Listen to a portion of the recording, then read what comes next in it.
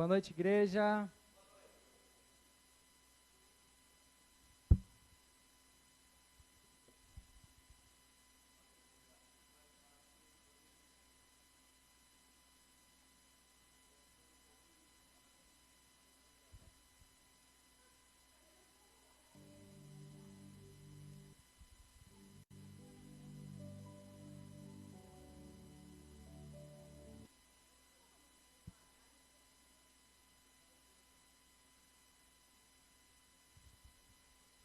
Vocês perceberam? Boa noite, igreja, que a paz esteja em cada coração, amém? O que aconteceu aqui agora? Ela veio e me entregou o celular, certo? Depois o que ela falou? Roubaram o meu celular. É mais ou menos a respeito disso que a gente vai tratar nessa noite. De coisas que às vezes a gente tem entregado ao próximo, ou entregado até nas mãos do mundo, nas mãos de Satanás, com as nossas próprias mãos. Depois reclamamos que fomos roubados. Uma boa noite também a todos vocês que estão acompanhando a gente aí através dessa live do Facebook. Como eu sempre digo, o desejo do meu coração e do coração de todos nós que aqui estamos, é que toda essa atmosfera de adoração, de cura, de unção e de milagre, te alcance aí aonde você estiver, em nome de Jesus.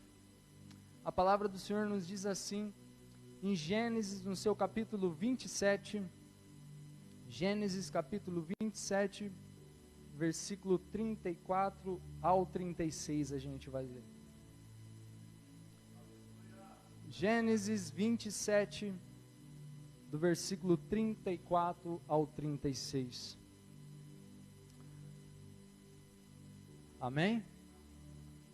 E a palavra do Senhor nos diz assim: E quando Esaú ouviu as palavras de seu pai, ele chorou com um grande e amargo clamor, e disse a seu pai: Abençoa-me também a mim, ó meu pai. E ele disse: Teu irmão, com sutileza, veio e tomou a tua bênção. E Esaú disse: Não é o seu nome com razão chamado Jacó, pois ele me suplantou, ele me roubou 2 vezes. Ele tomou a minha primogenitura, e eis que agora tomou a minha bênção. E ele disse: Tu não reservaste uma bênção para mim? Querido Deus e maravilhoso Pai, pelo poder que é no nome santo do Teu Filho Jesus Cristo, nós nos colocamos diante de Ti nesta noite, ó Deus, sabendo e entendendo que nada podemos sem Ti, que nada somos sem Ti. Pedimos e clamamos a Tua presença aqui nesse lugar, para que o Senhor venha tomar a direção dessa palavra, tomar a direção desse culto, e que as Tuas maravilhas, que as Suas bênçãos sejam derramadas sobre este lugar. Te pedimos, ó Santo Espírito de Deus, que a Tua presença se faça real aqui, e que a Tua palavra se materialize, para que possamos verdadeiramente entender aquilo que o Senhor tem tratado no meu coração e quer tratar no coração de cada um desses filhos Seus. É o que te pedimos, ó Santo Espírito de Deus. Desde já te agradecemos, pelo poder que é no nome santo do Teu Filho Jesus Cristo. Amém. Amém, ó Deus. A igreja pode se assentar, amém? E o tema da palavra dessa noite é exatamente aquele ali, ó. Não diga que te roubaram o que você mesmo entregou. Esse capítulo 27, se a gente for analisar todo o contexto dele, vamos voltar um pouquinho mais para a gente conseguir entender. Isaac, ele era o filho, ele foi o filho da promessa de Abraão. Isaac, depois de um tempo que já era um homem feito, já vamos dizer assim, ele se casou com uma mulher chamada Rebeca. Ele se casou com ela, ele tinha a idade de 40 anos de idade. Ele tinha 40 anos quando ele se casou. Só que a Rebeca, ela era uma mulher estéril, ela não podia ter filhos. Só que depois de muita oração, depois deles se colocarem muito na presença do Senhor, Deus abençoou. E aos 60 anos de idade, quando Isaac tinha 60 anos de idade, Rebeca engravidou. E ela engravidou de gêmeos. No meio da sua gestação, ela descobriu que ela estava grávida de gêmeos. Dentro do seu ventre havia Esaú e Jacó. Só que mesmo eles sendo gêmeos, o que nascesse primeiro teria o direito da primogenitura. Teria o direito de ser o filho mais velho, o filho primogênito. O que saísse primeiro. E o que saiu primeiro foi exatamente Esaú. Então, assim sendo, Esaú era o filho primogênito. Para a gente conseguir entender a bênção da primogenitura, a importância que era lá no Oriente Médio, e é até os dias de hoje, é porque o filho primogênito, ele tinha direito às melhores partes da herança, quando ele não ficava com toda a herança. Todas as melhores coisas eram separadas e preparadas para o filho primogênito. Ele tinha direito sobre todos os seus irmãos. Só que esse capítulo 27, ele nos resume um momento em que Isaac, ele já era de avançada idade. Ele já tinha uma certa idade e ele já não enxergava mais direito. Se a gente for analisar, ele nem enxergava mais. Então, ele vendo que ele estava debilitado, ele chama o seu filho Esaú, seu filho mais velho, e fala assim: filho, eu não sei quando eu vou morrer, porque eu já estou muito avançado em idade. Então faz o seguinte, vai, pega teu arco, pega tua flecha, pega as suas armas, vai caçar, vai lá, caça e traz uma caça, traz um animal, prepara a carne bem saborosa do jeito que eu gosto e traz até mim para que eu possa comer e assim te abençoar. E foi isso que ele fez, diretamente, rapidamente ele pegou e saiu. Só que no intervalo entre uma coisa e outra, Rebeca, ela estava lá junto e ela ouviu tudo aquilo que Isaac tinha falado para Esaú. Então o que ela fez? Ela chamou seu filho Jacó e falou assim: filho, vem cá. O seu pai pediu para que seu irmão Esaú fosse, caçasse, preparasse uma carne e trouxesse para ele. Mas ouça agora o que eu vou te dizer. Vai lá no meio do nosso rebanho, mata um animal bonito, um animal saudável, traz até mim, que eu vou preparar ele do jeito que seu pai gosta, e você vai lá e vai pegar a bênção no lugar do seu irmão. No momento, Jacó fala: não, mãe, mas se eu for descoberto, você é amaldiçoado. Ela falou: não, que a maldição sua caia sobre mim, enfim. Só que resumindo a história, foi isso que ele fez. Ele preparou ali, a mãe dele preparou aquela carne, ele pegou, se vestiu com as roupas de seu irmão, colocou até pelos de carneiro sobre o seu braço e sobre o seu pescoço, porque Esaú, ele era peludo, e Jacó não, Jacó era liso. Então até isso ele fez. E resumindo toda a história, ele chegou até lá, apresentou para o seu pai Isaac. Isaac desconfiou, só que aí foi se sentindo, foi tocando, falou: não, tá bom, então tá. Aí Isaac pegou e abençoou, comeu, abençoou, falou, declarou todas as bênçãos sobre a vida de Jacó, pensando ele ser Esaú. Aí a gente entra nesse versículo que a gente acabou de ler. Se a gente for analisar toda essa história, todo esse enredo, digamos assim, daria um belo roteiro de uma novela mexicana. Porque é tanta coisa que acontece em tão poucos versículos, em tão poucos capítulos. Só que agora, sinceramente, com essa análise que eu acabei de fazer, com isso que eu acabei de falar, vocês entendem como Jacó roubou ou não a bênção da primogenitura? Quem acha que sim, levanta a mão. Quem acha que ele roubou a bênção da primogenitura? Quem acha que ele não roubou a bênção da primogenitura? Tudo meio em cima do muro, mas legal. É assim que é bom para a gente conseguir aprofundar junto. Só que aí vamos analisar um pouquinho para trás. Capítulo 25. Volta um pouquinho aí, Gênesis no capítulo 25. Versículo 29 ao 34. Gênesis capítulo 25, do versículo 29 ao 34. E nos diz bem assim a palavra do Senhor. E Jacó cozeu um ensopado, e Esaú veio do campo, e ele estava desfalecendo. E Esaú disse a Jacó: dá-me de comer, rogo-te, desse ensopado vermelho, pois eu estou desfalecendo. Por isso seu nome foi chamado Edom. E Jacó disse-me: vende-me neste dia a tua primogenitura. E Esaú disse: eis que eu estou a ponto de morrer, de que me serve essa primogenitura? E Jacó disse: jura-me neste dia. E ele lhe jurou e vendeu sua primogenitura a Jacó. E então Jacó deu a Esaú o pão e um ensopado de lentilhas. E ele comeu e bebeu e se levantou e foi pelo seu caminho. Assim Esaú desprezou a sua primogenitura.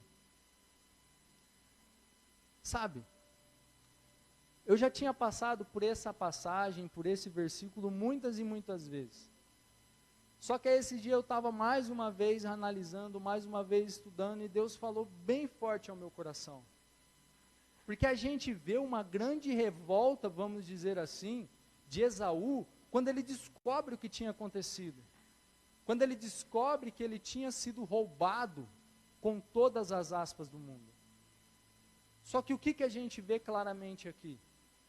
A gente vê Esaú abrindo mão desse direito de primogenitura. E é por isso que Deus colocou muito forte ao meu coração exatamente isso. Não diga que te roubaram o que você mesmo entregou. Esaú, ele estava reclamando que ele havia sido roubado, que ele havia sido enganado, alguma coisa que lá atrás ele mesmo tinha entregado com suas próprias mãos. Ele desprezou o seu direito de primogenitura, ele desprezou, e depois ele reclamou, como se ele ainda tivesse esse mesmo direito. Gente, eu já preguei, eu já falei uma vez aqui a respeito dessa mesma passagem. Esaú, ele era o filho primogênito. Como eu já disse, ele tinha todo o direito. Se ele chegasse lá e falasse assim: Jacó, eu sou primogênito, dá esse prato de lentilha aí para mim, que eu vou saciar e a primogenitura é minha. Ele poderia ter feito isso. Só que ele preferiu o quê? Ele preferiu ir pelo caminho mais fácil, pelo caminho mais cômodo, vamos dizer assim. Não, isso aqui é mais rápido, é mais fácil? Tó, vai, pode ser, pode ficar para você, pode. Sabe? E o que Deus falou muito no meu coração, quando Ele estava trabalhando essa mensagem comigo, é: por qual prato de lentilhas, ou qual prato de ensopado, que nós temos abrido mão da nossa direito de sermos filhos e filhas de Deus? Nos dias de hoje, o que tem nos encantado dessa tal maneira, que tem nos levado a abrir mão do direito de filhos e filhas de Deus, por um mísero prato de ensopado, por um mísero prato de lentilhas. A gente tem que pensar muito a respeito disso. O que a gente tem abrido a mão, sabe? Gente, lá em João, no seu capítulo 1, versículo 12, nos diz o quê? Pois todos aqueles que o receberam, deu-lhes o direito de serem feitos filhos de Deus, aos que creram no seu nome. Nós temos esse direito sobre a nossa vida. A partir do momento que nós recebemos o Senhor Jesus como nosso Senhor e Salvador, nós temos esse livre acesso com Ele. Só que a partir do momento que nós deixamos de fazer a sua vontade, deixamos de andar nos seus caminhos, tudo acaba caindo por terra.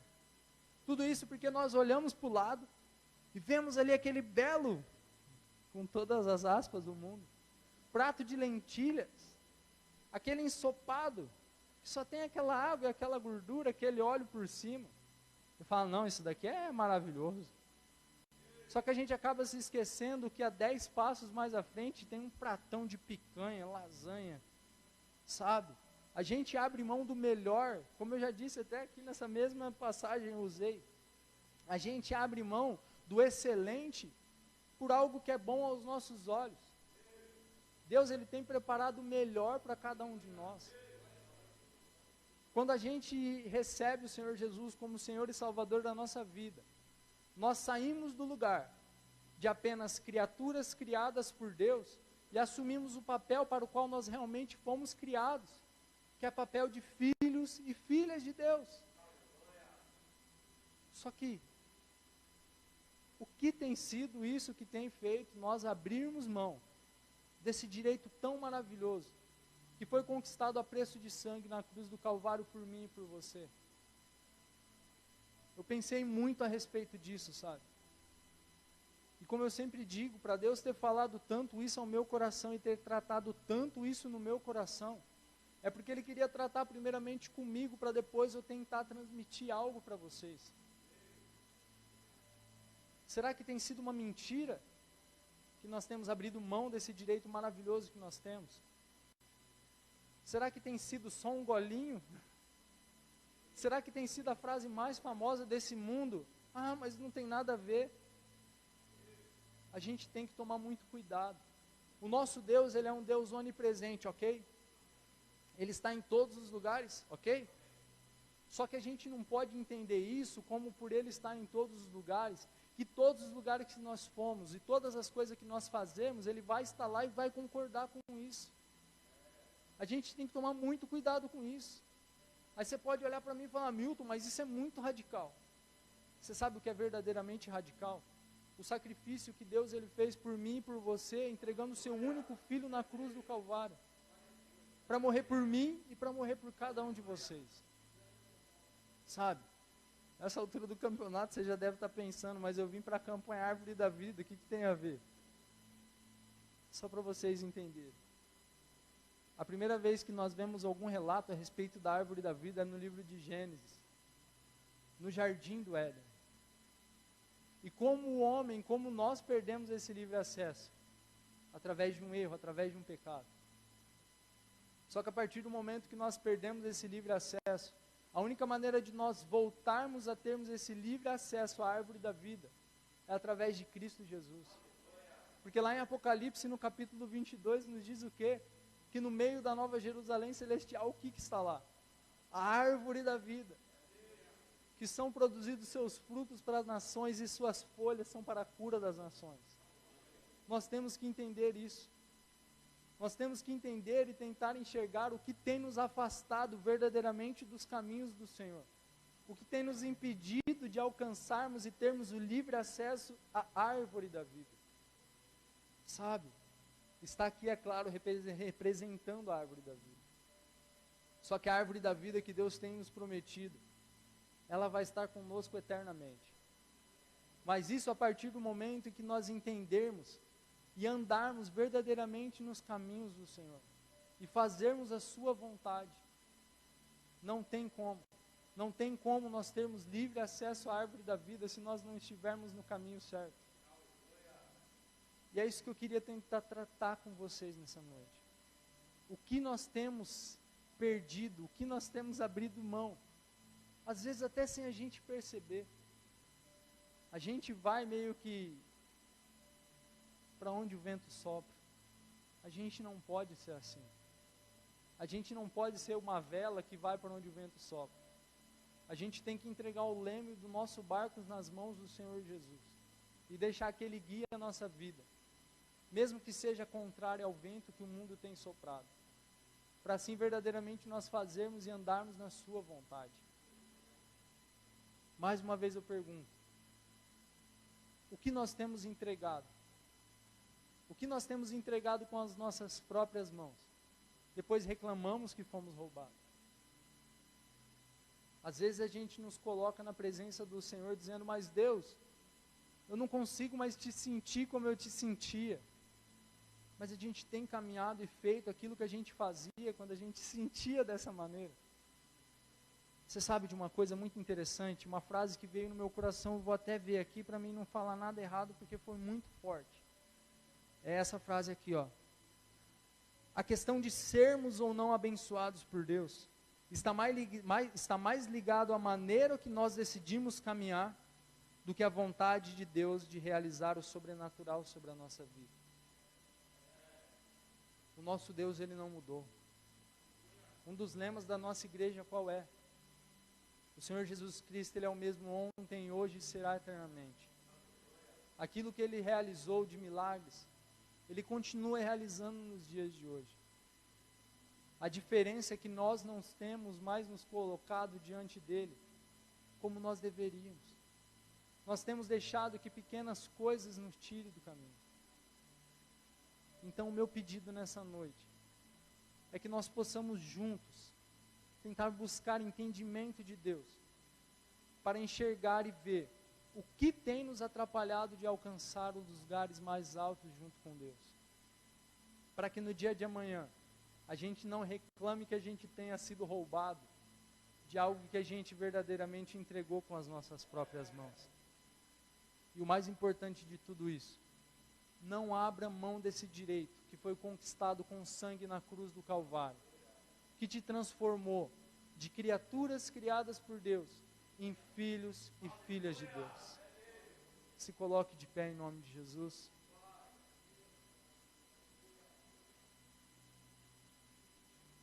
Sabe?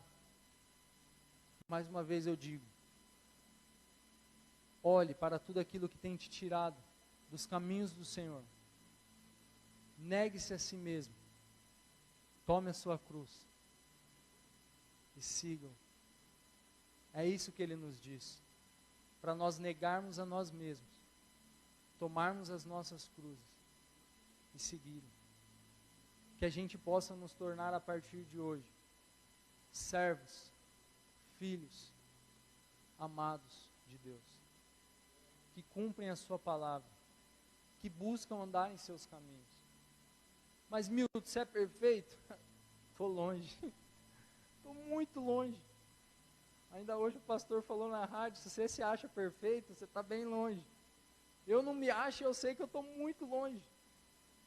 Mas eu sei que não por mim, mas através de Cristo Jesus, eu vou crescer cada dia mais e mais por Ele, para Ele. E é esse o meu desejo, é esse o desejo do meu coração para cada um de vocês. Querido Deus e maravilhoso Pai, pelo poder que é no nome santo do Teu Filho Jesus Cristo, eu apresento a vida de cada um desses filhos seus nessa noite. Ajuda-nos, a Santo Espírito de Deus, a entendermos e levarmos em consideração a importância que há na Tua palavra, a importância que há ao Santo Espírito de Deus em fazermos a Sua vontade. Que a Tua graça, o Teu amor e Teu poder seja derramado dia após dia sobre as nossas vidas, e que nós possamos ter o entendimento, ó Deus, e enxergarmos e entendermos aquilo que tem nos tirado da Tua presença, para que assim, ó Santo Espírito de Deus, possamos excluir isso das nossas vidas e decidirmos andarmos e fazermos somente a Tua vontade. É o que te pedimos, ó Santo Espírito de Deus, e desde já te agradecemos pelo poder que é no nome santo, santo do Teu Filho Jesus Cristo. Amém. Amém, ó Deus.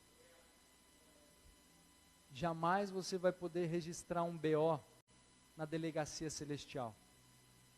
Você sabe por quê? O direito de filho de Deus, ninguém vai te roubar, mas você pode perder.